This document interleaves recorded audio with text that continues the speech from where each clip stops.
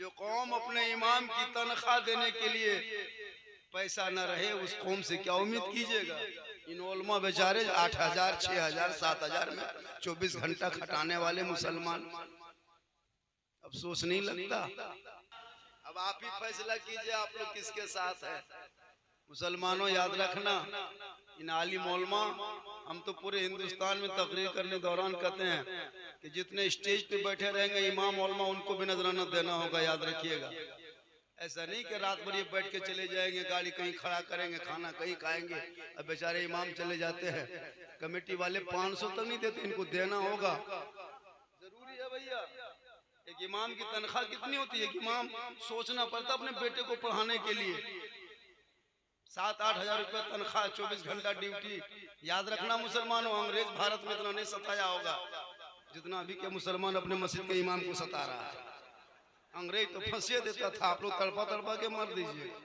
अभी एक जगह गए, इमाम के कमरा मतलब डेरा दिया मुझको, कोडरमा इलाके में कोई जलसा था, अंदर घुसे, बोले इमाम साहब अरे आराम करना है। बोल कमेटी वाला कहा है कि हजरत इमाम साहब आप ही के यहाँ डेरा में यही इमाम लोगों का यही इंतजामात है। बोले चलिए ठीक है, ठीक। अंदर घुसे और जो इमाम साहब की जो चौकी थी जिसमें सोते थे उसमें जाके बैठे और चौकी अपने अपने हिलने लगे।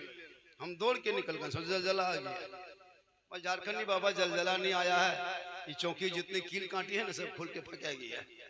हम बोले या अल्लाह, ये कहाँ से हो गया है, किधर हो गया है।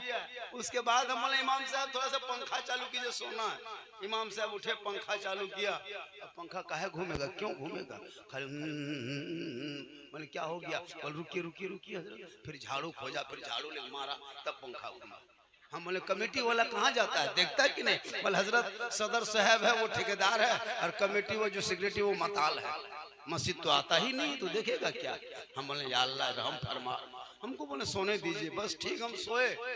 अब क्या क्या मुहर्रम कमेटी में लड़का लोग अखाड़ा खेल लिया था, और जितना भाला तलवार बर्छा बलम सब बांध के इमाम के सर के ऊपर टांग दिया, लटका दिया।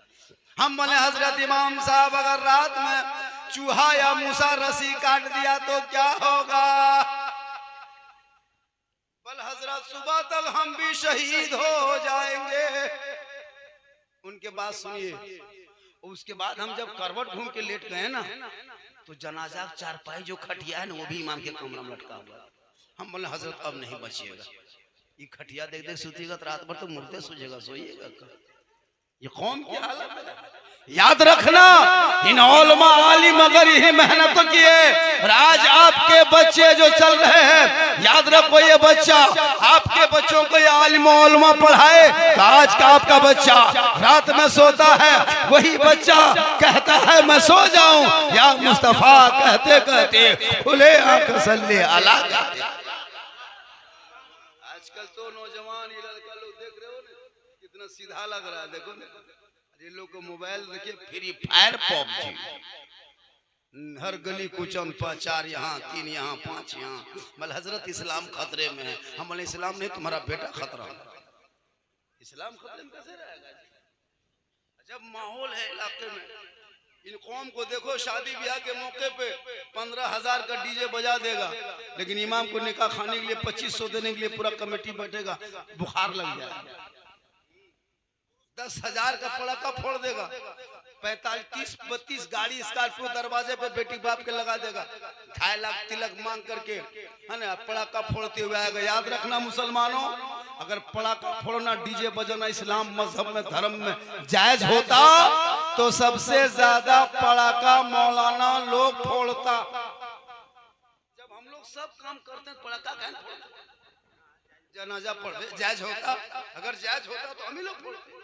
जब जनाजा हम ही लोग पढ़ाते, निकाह हम ही लोग पढ़ाते हैं, मस्जिद में जाके हम ही जमात पढ़ाते, कब्रिस्तान में जनाजा हम ही पढ़ाते, तो फिर पड़ाका क्या फोड़ते। आप लोग तो 10 टकवा 20 टकवा फोड़ते हैं ना, हम लोग डायरेक्ट बम में पटक देते हैं। डायनामाइट जानते हैं, डायनामाइट उनको लेके जाके डायनामाइट को समझी घर में समझी घर उड़ा देते। आज का सब हम मिलता, पूरी दुनिया का था बहुत बड़ा काम किया। याद रखना, इन पैसों को बचा के उन बेटों को पढ़ा दो, ताकि जब तेरा बेटा पढ़ा लिखा होगा आवारा के तरह गलियों में मोबाइल लेके फ्री फायर पे नहीं ध्यान देगा, बल्कि के बेटा चलेगा गुलाम रसूल के तरह, बोलेगा गुलाम अली के तरह, बैठेगा गुलाम ख्वाजा के तरह, और दुनिया छोड़ेगा आशिक मुस्तफा।